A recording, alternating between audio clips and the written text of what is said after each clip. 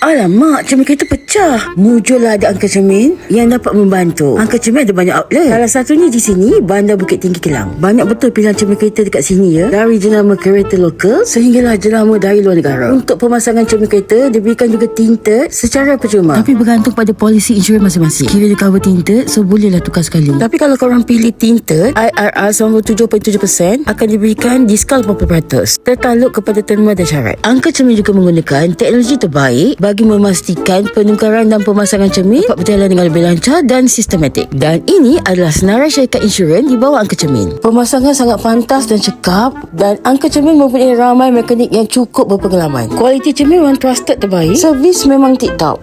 Korang boleh datang mana-mana cawangan Uncle Cermin untuk di HQ Bandar Tinggi Kelang. Dibuka setiap hari kecuali hari Ahad daripada jam 8.30 pagi hingga 6.30 petang. Oh ya, di sini juga disediakan tempat menunggu yang cukup selesa. So korang jangan risau kalau datang bersama keluarga. So korang kalau nak tukar cermin kereta baru, jangan lupa untuk datang ke Uncle Cermin, okey?